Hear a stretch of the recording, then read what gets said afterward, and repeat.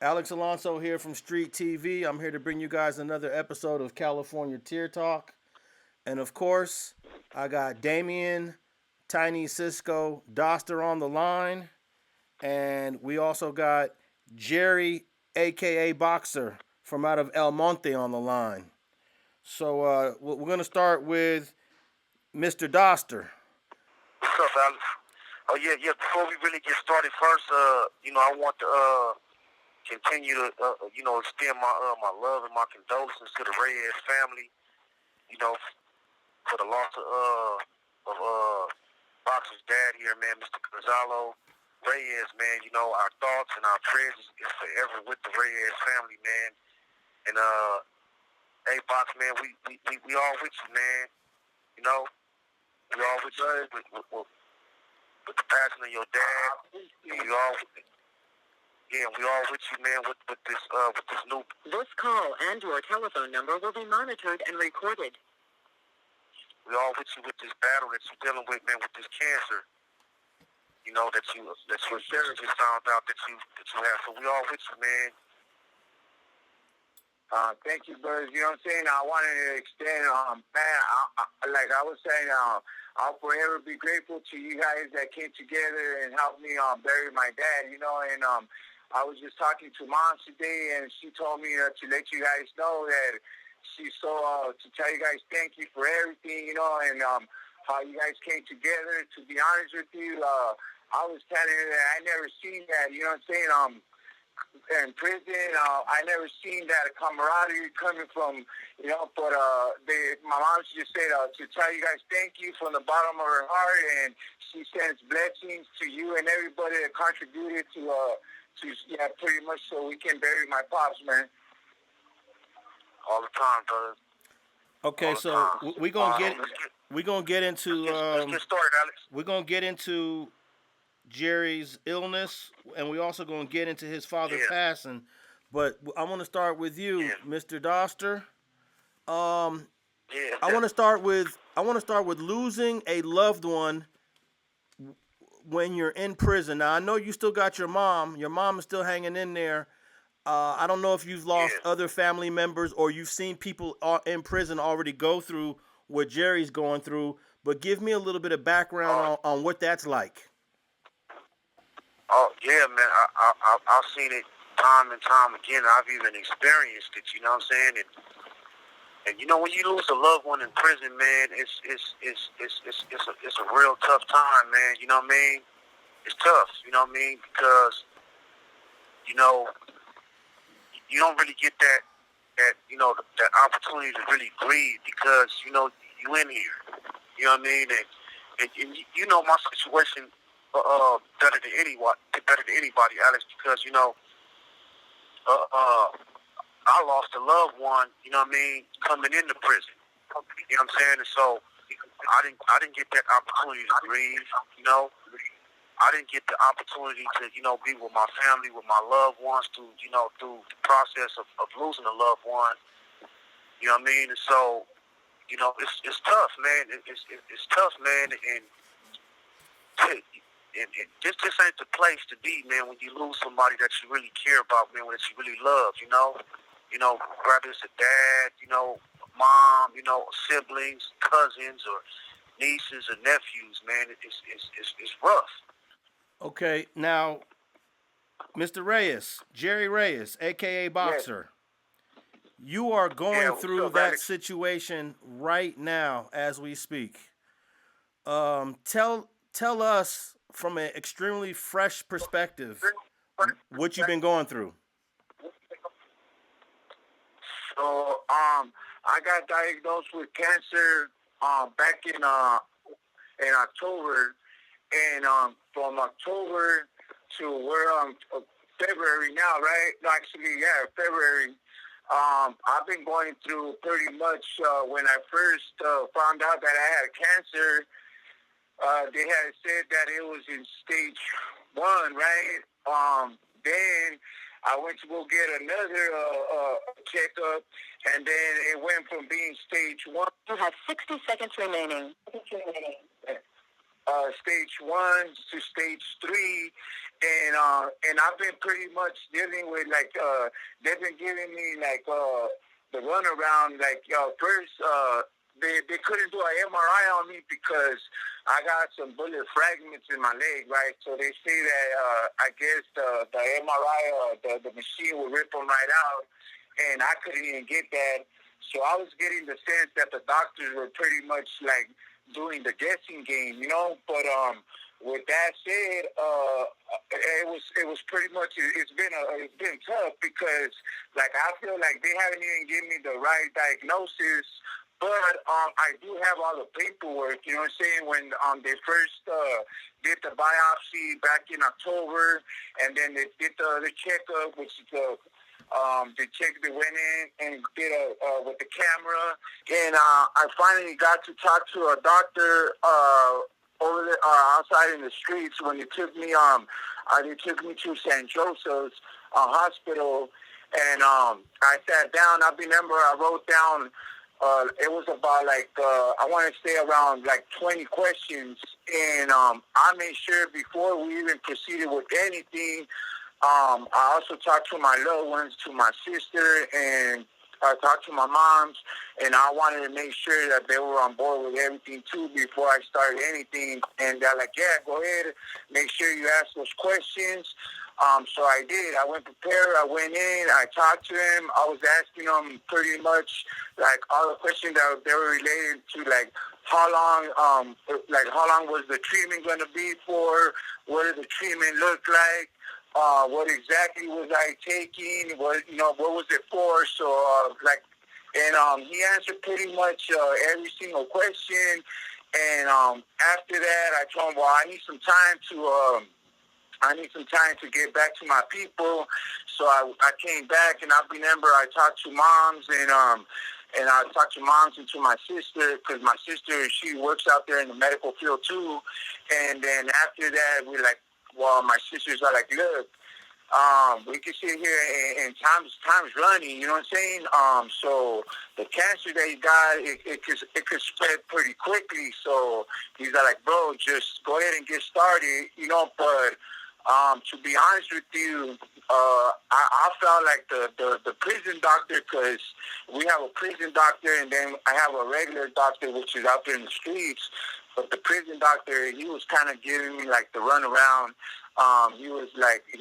It sounded like he wasn't too confident in what he was doing. So, I mean, I'm kind of grateful that the other doctor did step in, and that's who I'm dealing with right now. But it's just like a lot of inconsistency with the doctor, and then all of a sudden, I don't even know, he ended up, I don't know if he quit or he just went somewhere else, because they changed my doctor to some other, I got another doctor, which is a prison doctor, so I don't know exactly what happened to him, but that's the things that I've been dealing with right now. But I started I've been, January the 14th, I started taking my chemo and my radiation, and that's what I've been doing right now. And this is all happening while I lost my father too.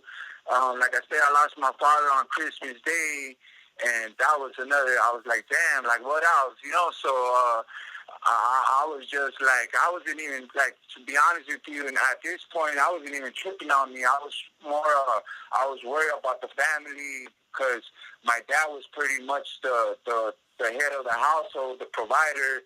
And not just that, but my dad's always been a man that, you know what I'm saying, just, he always embraced his children. He was always there for us. We're real close to him. And my sister, she was taking it hard, like, where it was like pretty much every time when I called her, she was yeah, bro, she was taking it like real hard. So, and so I couldn't even, like, I was feeling right now with what brother was saying right now, because you can't grieve the proper way. Being in here in prison is like, it's just a whole different style that you gotta grieve, and I was out there feeling for my family, you know what I'm saying, because I couldn't be there for them, and so yeah, it was hard, you know. Did you try to go to the funeral? Did you try to request that? Yeah, I did. So my sister, that's funny because my sister was all like, bro, how can we do it to try to get you out here to the funeral? And I mean, that's dad, you know what I'm saying? And you're close to Pop. So I was like, man, I got to go talk to, first, I got to go talk to a counselor, see if I even qualify. And she's like, I don't care, whatever it takes, just try to see if we can bring you down. So, I went, I talked to my counselor, and the counselor was all like, well, first of all, I don't think you can go because you got that violent code, which is that violent code, you know what I'm saying? Because I'm busted for murder. So they were like, yeah, she's like, that right there excludes you automatically from going to the funeral. And I was like, well, is there any other way? Like, because my sisters are like, I don't care, bro. Try to do whatever you can. Like, we want to bring you to Dad's funeral. So I remember my sister called over here. He talked to the warden, try to get some kind of information. The warden was all like, well, he needs to get this paper from his counselor, and we need to send it up to Sacramento, and hopefully they could approve it. So I tried to get that paper, but man, like it seems like they didn't want to get. I don't know, for some reason they're like, oh, we don't have it, or we don't know what that paper looks like. So I was like, I felt like they were just kind of being, but I did try though. But in the end, it was just a lot of money too. That's one thing that I was aware of, that it cost a lot of money. And to be honest with you, I know that was like money that we didn't even have because we're already struggling with to bury my dad. So I told my sister, This call like, and your telephone number will be monitored and recorded. I told my sister, I was like, man, that's a lot of money that they're asking for. You know what I'm saying? Because I asked a couple of homies that I know that in other prisons, is like, man, it's up there. Like it's gonna be like around like 30, 50 G's just to go. And so I knew that it wasn't gonna be possible, but I just wanted to give my sister that, you know what I'm saying, that peace of mind. And I still try to do it. But I knew that in the end it was going to have to be through Zoom, and that's the way we did it. I ended up seeing my dad through Zoom, and I seen the whole service, and then I remember I came. So right now I work at the OMCP, which is Occupation Mentor Certification Program. I'm getting close. Next month I graduate to become a AOD. This call and your telephone number will be monitored and recorded.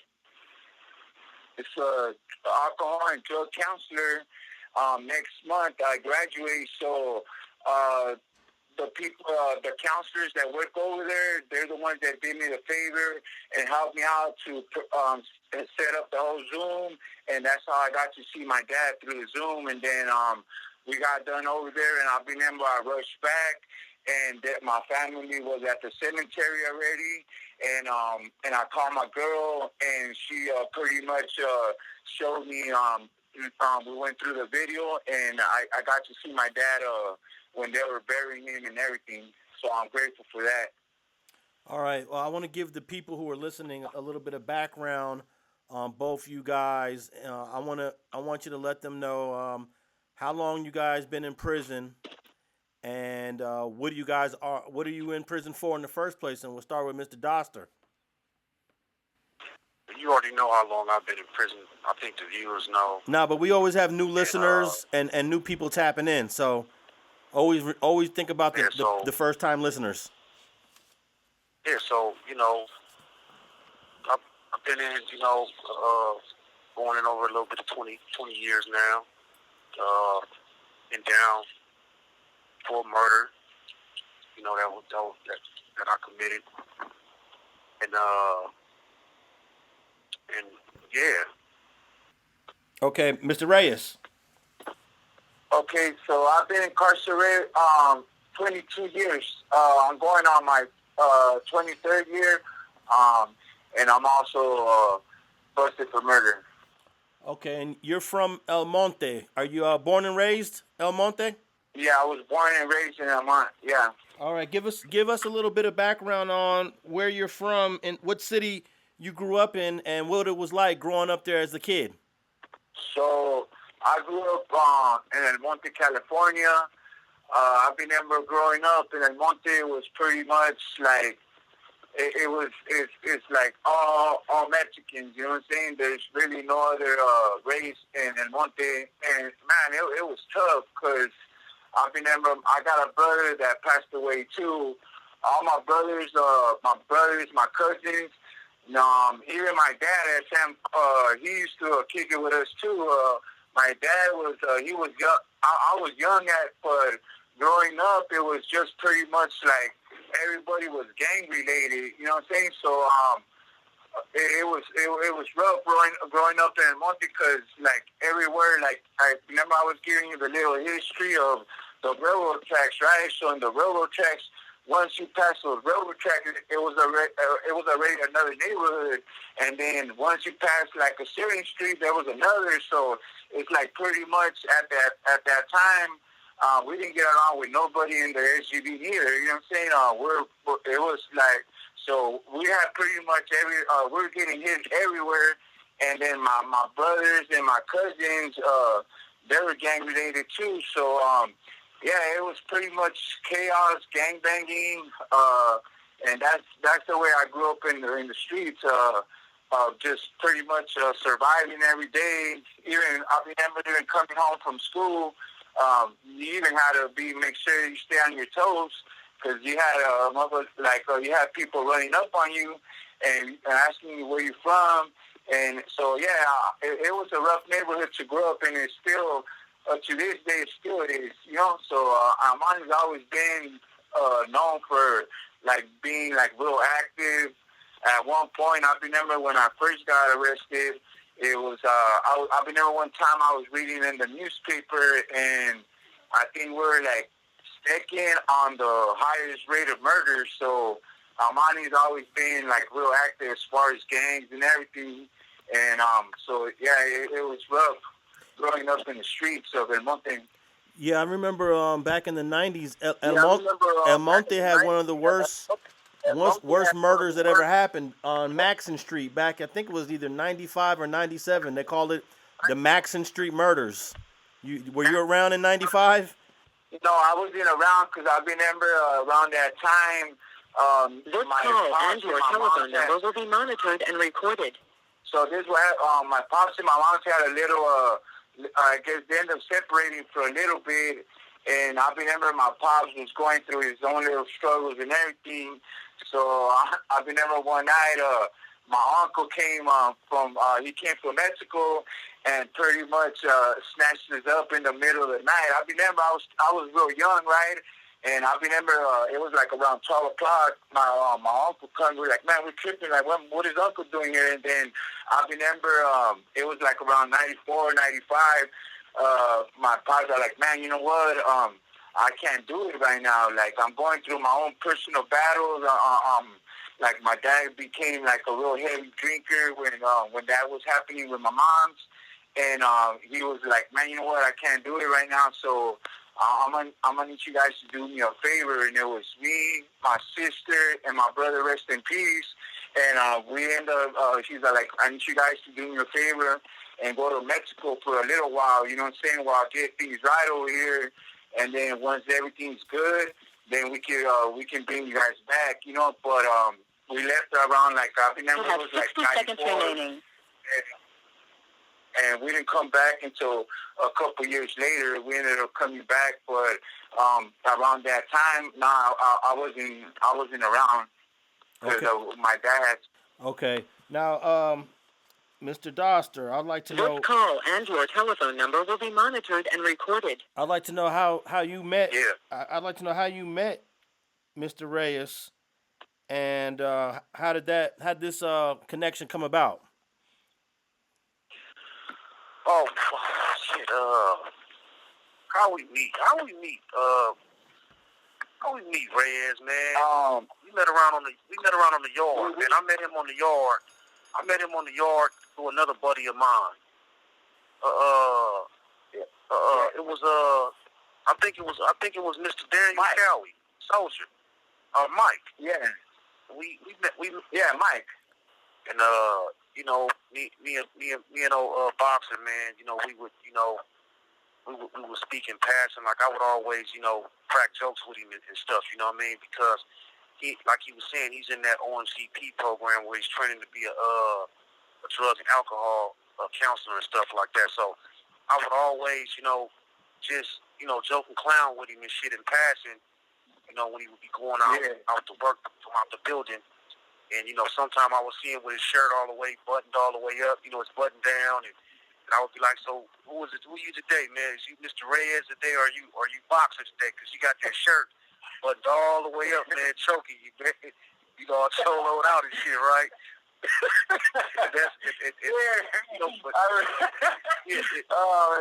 So every time that we cross paths, we always had something, something nice, man, something positive to say to each other, even if it was just, friendly banter and stuff like that. But, as I kept doing that, it gave me an opportunity to actually get to know him. You know what I mean? And it was like, you know what? This is a good dude right here, man. This is a good person. You know what I'm saying? Despite the fact that, many of us is in here for murders, you know what I'm saying, and heinous crimes, you know what I mean? It don't negate the fact that, it's a good person under the surface of all that crap. And, I come to find that Mr. Reyes is a good person. You know what I mean? He's passionate about the work he do. He care about others, and our friendship, it evolved just based on that. And we've been tight ever since, you know what I mean? And we even got even tighter, when I found out about his dad passing, because I had heard about it first. I heard that his dad passed, and then when I went to go check on him,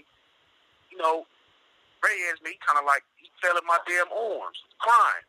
And I was like, man, what's going on? What's up? And he was just like, man, my dad. And I was like, you know what, man? Like, bro, it's gonna be okay, man. You know what I mean? We all here for you, man. We all gonna support you on this. You know what I mean? And it was like,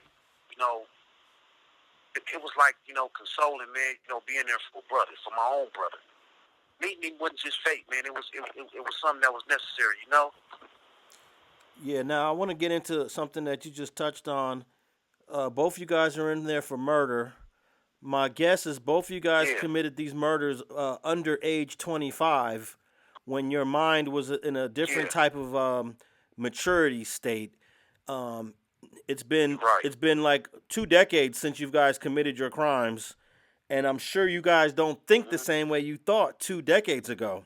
So I want to expound on how you guys think today, your mentality today, compared to that mentality that you guys had pre-25 years old. And we'll start with you, Mr. Doster. Okay, so, well, my mentality and the way I used to think then, man, night and day, totally different from how I am now. You know what I mean? Back then, hey, it was all about where I was from. It was all about me. I didn't really care about, others around me. In a sense, man, I didn't even really care about myself. This call and your telephone number will be monitored and recorded. So, my mentality back then, man, was dog eat dog. It was callous. You know what I mean? And, fast forward to how I am now, you know what I'm saying? The way I think and the way I feel about stuff is polar opposite to how I used to feel about stuff back then in my youth. You know what I mean? In my younger years.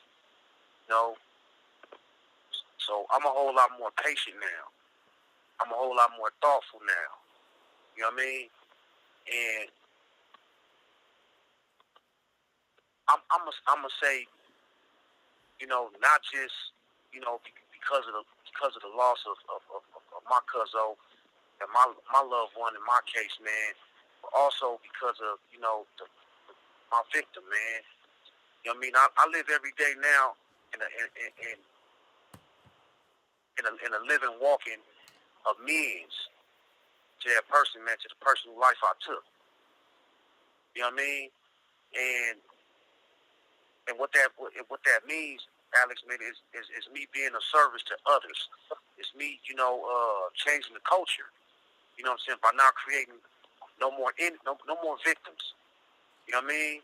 And hell, man, if I can stop a youngster in here in prison today from making a stupid, callous, terrible mistake, you know what I mean? Hey, I've done my part, man, at changing the culture, man, by not creating no more victims, man. If I can say a kind word to somebody, man, if I can, help somebody out that's a have-not, that don't really have it, and give them something from the store. I mean, that's how I live that's how I make my amends, man, to my victim. That's how I make my amends to my family. That's how I make my amends to my victim's family, man, and all the people that that was impacted by my crime. Community, you know what I mean? Police officers, the paramedics, the judge. And that's what I mean when I say, my thought process, my mentality now, how different it is from how it was when I was a youngster. I didn't give a shit about the community then when I was young. I didn't care about the paramedics or the police or the community, none of that stuff. You know what I'm saying? But with time, hard work, and application, and trying to get it right, you know what I'm saying? I now consider all those different, elements, all those different folks. Mr. Reyes, how have you matured or developed mentally since you were a youngster and you committed your crime to the way you are now? I could pretty much relate to everything what my brother Cisco said. I've been there when I first, let me tell you like this, right? Coming from El Monte, right? It's all pretty much Mexicans, you know what I'm saying? So coming in here, I've been there when I first did my term. Politics was always, you know what I'm saying? I always had like something, that's been strong here. But now to me, all that is like, now I have learned to, even my brother Cisco, like I got real close to him, to him, I look at him like he's my brother, you know what I'm saying?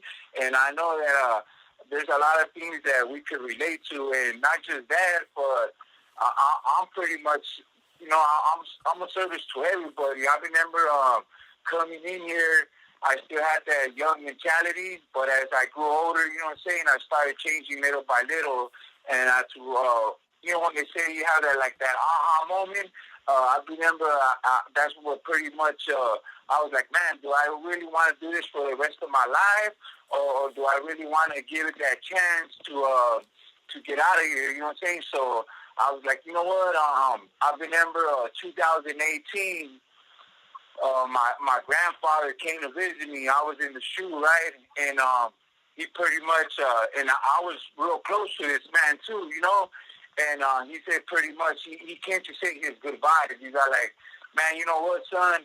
I see that you have a lot of potential in you, you know what I'm saying? He's like, I want you to get out of here and make something productive out of your life. This call and your telephone number will be monitored and recorded. I remember those words. I remember going back to my cell, right, and those words were just like replaying all over in my head, right? And I was like, man, you know what? I could do something with my life. You know what I'm saying? I could make it out of here. Why not? So I remember I got out the SHU, and then I remember I started just like I started going to I went back to a 180 at that time. They didn't really have much going on as far as like self-help groups or nothing like that. They barely had introduced CGA, which is Criminal Gang Anonymous, and I signed up, and I remember I started going. I was like, man, like, let me see what this is about, right? So I started going, and then I started to, I got some addresses that I started writing with those, the mail ones, correspondence, and I started doing the criminal thinking and everything. So little by little, I started, you know what I'm saying? I was like, man, you know what?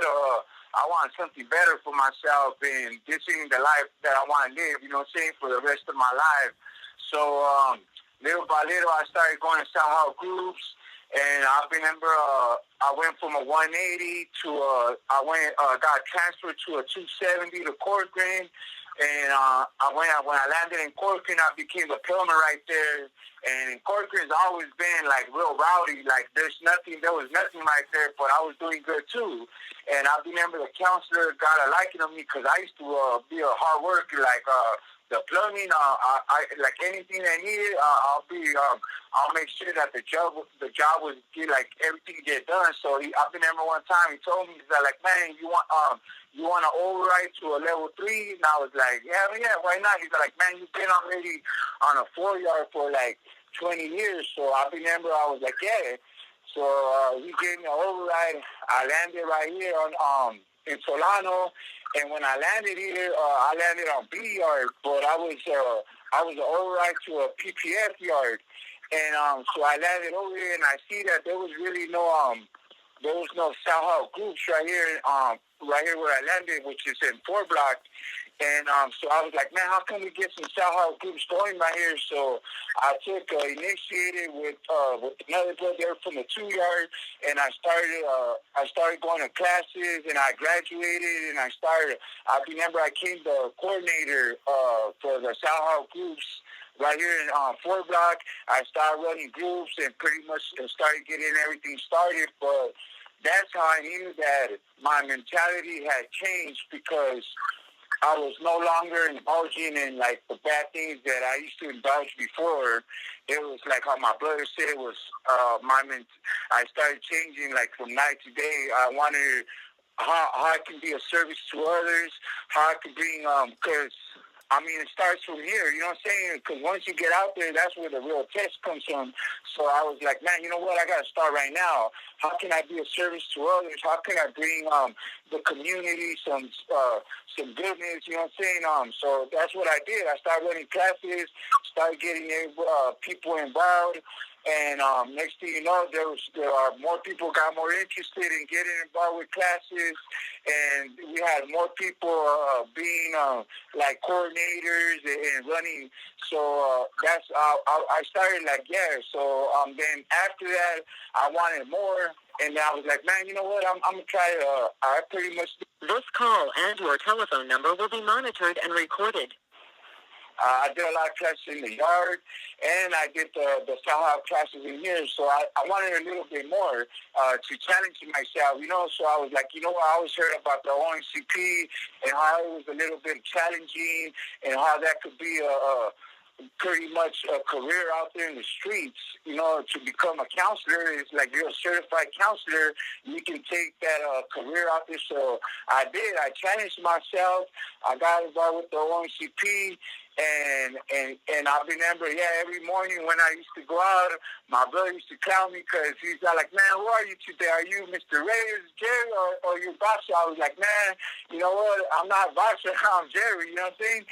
But that's how me and my brother used to clown in Cisco. We used to clown like left and right, you know, but that's how I know, bro, that, like, for me, that's what it was about being service to others, and how can I bring and start changing the culture in here too, man, because we know what the life's about, gangbang and all that. It's like, why not give it, you know what I'm saying, try something different and help out the youngsters too. Hey, Alex. Yeah. You know, you want to know something, Alex, man, since we've been doing California Tier Talk, man, and we've been having different people on. You know what I've been thinking, man. I've been thinking lately that we all got this one thing in common, man. All of us, man, everybody that came on the show, man, we was all sick. We was all conditioned. You know what I mean? We was all conditioned to think a certain way, to act a certain way, to look at others a certain way.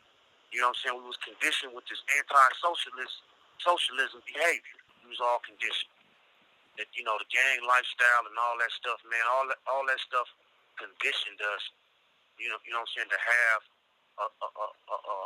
a certain core belief. You know what I mean?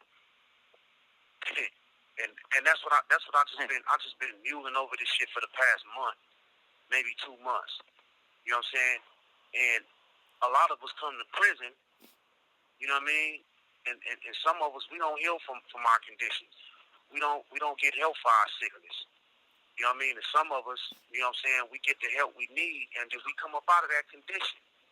You know what I mean? And we change our mentality. We change, the way we think. We change the way we view things. We change our perspective on life. You know what I mean? And we start to do the work. And the work is, going to these groups that the kind of groups that Mr. Reyes go to, the groups that I've been to, you know what I'm saying? Really, digging deep, you know what I'm saying? And getting to the core of the matter of really what the problem is, really what the condition is. You know what I mean? And that's the stuff that, that changes the mentality of a person. That's the stuff that changes, you know what I mean, the thought process and all that stuff, man, to come up out of that antisocial behavior. You know what I mean? Because, hey, 20 years ago, Alex, man, I wouldn't have been hanging out no El Monte. There's too many Mexicans out there. That's the way I thought. Like, that's the way I thought. Like, man, too many goddamn Mexicans out here. I'm not hanging out here, man. I'll probably kill somebody out here. You know what I mean? 20 years ago, I wouldn't have been caught joking, you know what I'm saying, on the tier with boxers, with Mr. Reyes. You know what I'm saying? Because I was conditioned to think a certain way. You know what I mean? They over there, I'm over here. You see what I'm saying? But now, I don't think that way. I don't think that, you know what I'm saying, I can't have a fruitful conversation, you know what I'm saying, with an Hispanic American, you know what I'm saying, from El Monte, from a city where there was no blacks. See what I'm saying? I just don't think that way no more. Definitely. And I'm pretty sure, Mr. Reyes don't think that way anymore neither. You know what I mean? This call and your telephone number will be monitored and recorded. Oh, you're my brother. You know what I'm saying? Yeah, we breaking away from the stigmas, man, of antisocial behavior. You know what I'm saying? We've adopted, you know what I'm saying, pro-social behavior, the pro-social lifestyle. You know what I mean? And that's what this is all about. Now, I lived in El Monte for a little while. I used to live right off of Peck Road. It used to take me about 19 minutes to drive, about 20 minutes to drive out there from downtown LA. So yeah, I spent some time in El Monte, and I want Jerry to give the people a little bit more background on El Monte, because almost the entire city of El Monte is covered with gangs. Like literally, like there might be a couple pockets here or there, but we're talking about El Monte Hicks, Flores, Northside, and then the surrounding cities also. Baldwin Park, La Puente, Rosemead. So talk a little bit about just being surrounded by gang culture almost everywhere you went as a kid. Okay, so being surrounded, right? So we got Armani, they got Armani, and then they got South Armani, right? Which is kind of like, you could say it's kind of like a big city. I mean, it kind of separates, but within Armani, right, you have already, which is like how you said it, is Monte Hicks. At that time, at least when I was out there, it was us, which was Northside. Then they had Monte Flores, and they had they had Monte Trece, they had Monte Hayes, and that was pretty much like us. We're pretty much in the dead center of everything, right? But then once you step out of Armani, it depends on what side you go. You got Puente, right? Which Puente, it has, man, they got a gang of gangs right there too.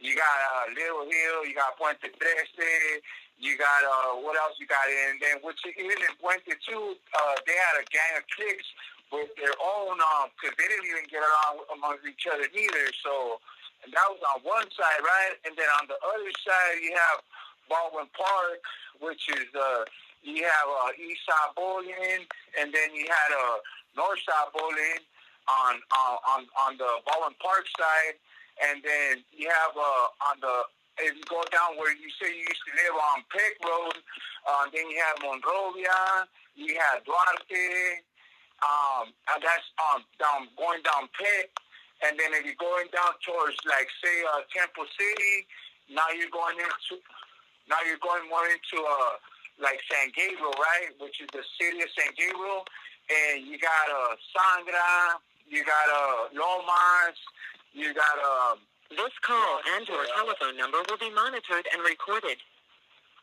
you got Bartlett, you got who else is in you got Bartlett, Sangra, Lomas, and so yeah, pretty much it's like within the whole HCV area, every city that you go, with the exception of like, you know what I'm saying, you got the high class, you know what I'm saying, which is already kind of like the outskirts, but every city that you go in the SUV was gang infested, and like I said, in Almani it was gang infested in the early 90s. It was pretty much growing up. There was gangs all over, and it was pretty much like, yeah, it was the survival of the fittest. You know what I'm saying? You're surviving every day to stay alive. And that was pretty much, that's how I remember Almani and like being the outskirts of all the gangs that are surrounded too. So that's how I remember how it was.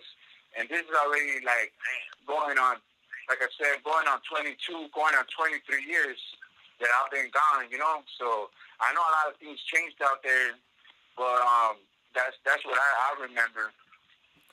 Yeah, I was looking at some history of El Monte and was reading about how these were all farms like 100 years ago. So literally where Hayes is at, where Hicks is at, those started off as farms like in the 1920s and 30s, and then they slowly turned into gangs over time. I don't know if you ever went that deep on the history of El Monte. I to be honest with you, I know that there was like farms and there was like there was like hills, but I never really, you know what? To be honest with you, that's interesting. You know what I'm saying? Like that's something that I would like to like get more into, you know. But I'm not like too familiar, but I know kind of like, you know what I'm saying? Like I get the surface of the history, but. That's what I'm gonna find out more. You know, there's something that I would like to get in and just know the history, like more meaningful, I guess, if I could say. Now, Mr. Doster, both of you guys talked about self-help groups, and I guess this doing these educational courses. Is that one reason why you and Jerry kind of got a good relationship going, is because you guys are kind of on the same path, the same trajectory of self-help? Well, yeah. I mean, exactly. You know what I mean? Like, you know, Yeah. I mean, if I went on the path that I'm on now, I'd probably still be somewhere on the 4-yard, you know, goofing off, you know, doing all the bullshit I used to do back then, you know, and you know, I ain't doing self-help, man, to make myself look good for the board. I'm not doing self-help to make myself look good for court. You know what I mean? I'm doing, you know, self-help to, you know, for me, to personally enrich, you know what I'm saying? You know, the quality of me. You know what I mean? This call and your telephone number will be monitored and recorded. You know what I'm saying? Because I personally want to do better. I personally want better for myself, and I personally want better for those around me. That's why I do self-help. And can you break down why self-help is much more difficult to achieve on a 4-yard? Because a moment ago you just said you'd be on a 4-yard messing around, and Mr. Reyes also just mentioned about being on the 4-yard. So break that down for us. Well, I mean, you know, a lot of the self-help groups, they just not offered on those lower 4 yards. You know what I mean? At least not when I was on the 4 yards. You know what I mean? You didn't have no self-help going on the 4 yards. And then if you did have any kind of self-help on the 4 yard, you know, everybody was looking at you like you was soft. You know, all of a sudden now you want to run up in the motherfucking self-help. You know what I'm saying? And try to learn a new way. This call and your telephone number will be monitored and recorded. You know what I'm saying? That's how everybody was looking at you. But on those level 4 yards, man, places like, High Desert, Pelican Bay, Kern Valley, Salinas Valley, Calipatra, Corcoran, I don't really believe they have a lot of that self-help stuff going on there. You know what I mean? It's the same old run-of-the-mill shit. Dysfunction, violence, and whatever have you. But dropping down in custody, coming down here to a place like Solano, they have all this stuff that's available to you. You know what I mean? They have all these self-help programs and all these jobs and all this college stuff and a whole litany of stuff, man, that you can jump into, man, to better yourself. You know what I mean? And prepare for society.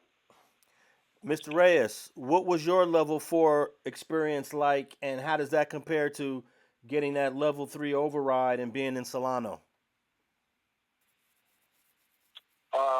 Me, right? So being on level 4 is pretty much, to me, that was like, I came in like just like full force, right? What exactly do I mean by that, right? It's like, man, bro, I was pretty much like putting in work, doing, you know what I'm saying, still having that young mentality, still trying to represent, like down for the homies, like what my boy Cisco talked about, right? That core beliefs, the things that we learn as pretty much us being young, right? That core belief was riding for the homies, being there for the homies, and still bringing it into prison, and the level 4s. Man, bro, to be honest with you, all the level 4s that I was in, Calipad, Corcoran, New Delano, which Tehachapi, was in the SHU. Like, there was really there's no self-help. The only self-help classes that you got is the ones that. This call and your telephone number will be monitored and recorded. Like correspondence, you know what I'm saying?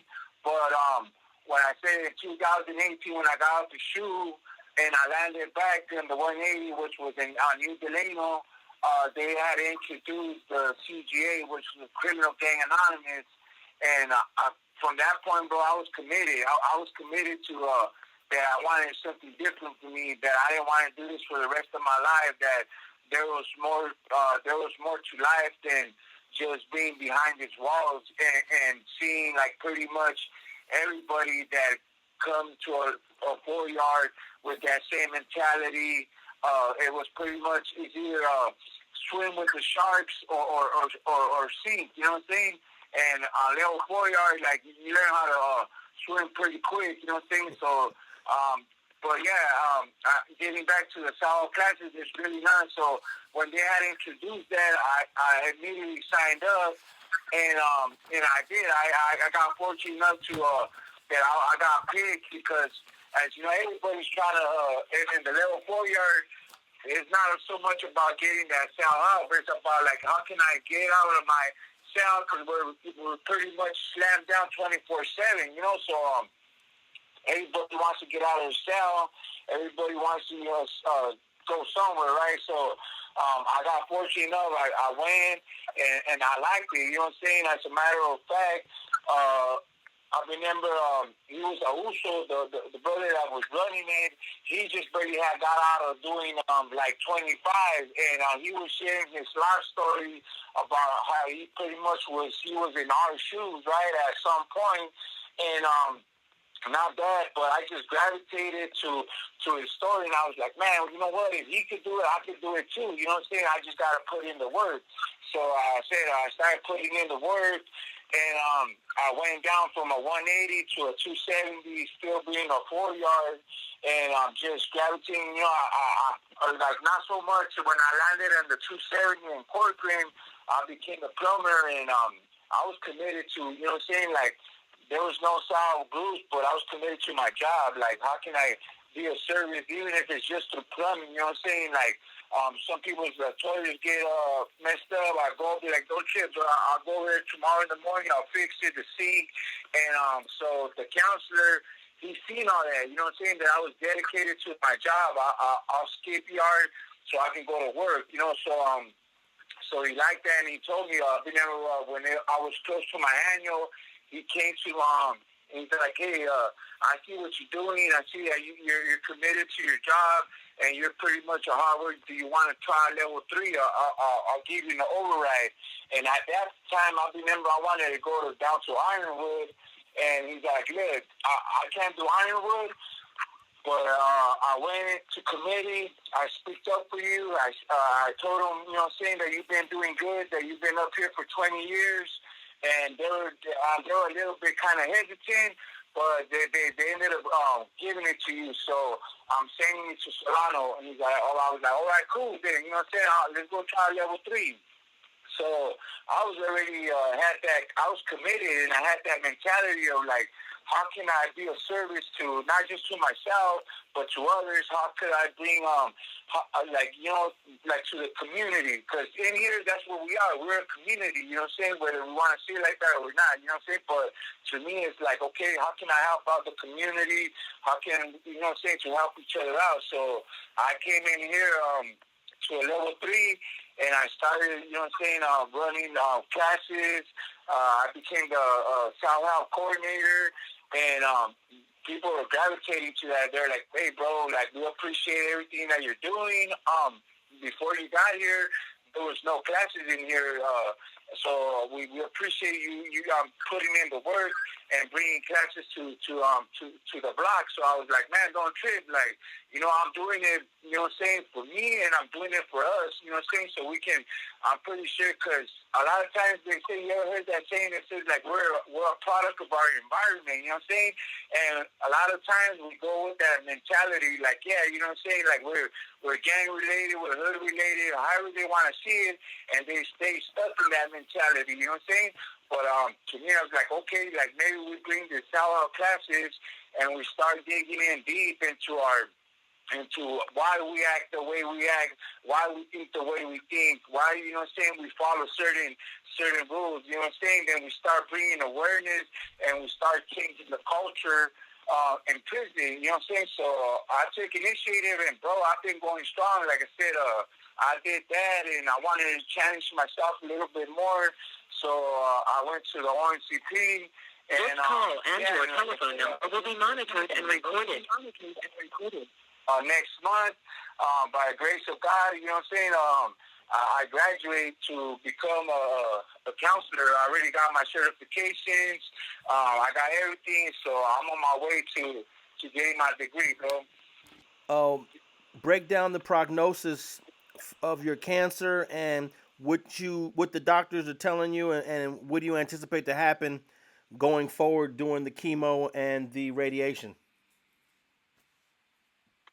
So my prognosis is just like anybody being cancer free, And to me, it's something that is hitting home because I wanted, real quick, before I even discovered that I had cancer, being part of the ONCP, they do fundraisers, and I wanted to do a fundraiser for St. Jude's kids with cancer, because every time I used to see it in TV, for some reason, boy, it's just used to hit home. So I wanted to do it, and then next thing you know, I discovered, I trip out how life is, right? I discovered I had cancer. So talking to going through this chemo and doing this radiation, I'm just, I've been getting closer to God and just to my faith and everything, and just beating it, talking to the doctor as well. They say it's a high, they say it's anywhere from 70 to 75 percentage of becoming cancer free. And yeah, bro, I'm just, staying strong. I'm staying committed. I go every day, Monday through Friday, to chemo and radiation. And bro, I believe it in my heart, and that God, has me, Like I said, I've been leaning a lot towards my faith, towards God, that He has me in His hands, and I'll be cancer free, bro. Okay, and actually, there's one more question I wanted to ask. Mr. Doster, you mentioned about 20 years ago you wouldn't have went to El Monte because it's mostly Mexican. and here you guys are together here at the on the yard at Solano, a Mexican and a black, and we touched on this when we had Daniel from Paramount on here. I want you guys briefly to talk about how it is possible for a Mexican and a black to be brothers on a yard in a California prison. Yeah, it is. It is. You know what I mean? It really is, man. And I, even with Daniel, you know what I mean? Like, you know, I forged a friendship and a bond with him on a level 4. You know? This call and your telephone number will be monitored and recorded. You know, in one of the worst level 4 prisons in California, which was Pelican Bay at that time. So it's very much so possible. You know what I'm saying? If we can, you know, if we can look, you know, past the color of race, if we can look past, you know, our core beliefs, and if we can look past, you know, that antisocial behavior that I was talking about. So it's very much so possible, you know. And I talk to a lot of different cats on the yard every day, you know, all ethnicities. You know what I mean? It ain't just, you know, me talking to, you know, to African Americans, man. I talk to, you know, Hispanic Americans. I talk to Caucasian brothers, man. I talk to, you know, others. I talk to Asians. You know, it just ain't no, you know, it ain't. I don't got that wall up no more like I used to have that wall. You know what I mean? And it's possible. It's possible, man, to share space, man, to walk the yard, you know, with many different ethnicities, man. It's just how you choose to. It's how individuals choose, you know, to see the next person. You know how to treat the next person. That's all it's about. And Jerry, when you first got to the level 4 prison, was it a little bit more strict in terms of race relations to how it is right now at Solano? Oh, yeah. For level 4 has always been, they still have that, you know what I'm saying, you know, that strictly race thing, you know what I'm saying, like, Mexicans, you stay with your own people, blacks stay with, you know, and going to the yard, everybody has, like, their own area where they work out and everything, so, yeah, bro, I could say in the level 4 it's still sacred, but there's a lot of things that are changing too, you know what I'm saying? Before it was like, you know, strictly like I couldn't even talk to my brother Cisco, like level 4 is just like, because right away people are like wondering like, what you doing talking to that black dude or whatever, you know what I'm saying? But now it's like, bro, the culture is changing, bro, and especially in level 3, me growing up in an environment where there's really no blacks, and I grew up with that mentality, like, man, like, not, you know what I'm saying, not liking blacks, not, you know what I'm saying, because that's what was embedded in me, you know what I'm saying? But, bro, I'm going to tell you like this now, my closest, like, my Cisco, that's my brother, man, you know what I'm saying? I love that dude, that's my boy right there, you know, and now it's like I have closer friends, the Usos, some Asians, black brothers, you know what I'm saying? So, yeah, bro, there's a lot of things that is changing. As You have 60 seconds remaining. That's what's good, you know? Definitely. And on that note, I think we'll close out another episode of California Tier Talk, and I want to thank both of you brothers for tapping in. Thanks, Alex. No problem, bro. Appreciate you, bro. Thank you, bro. You have a good night. You have 60 seconds remaining.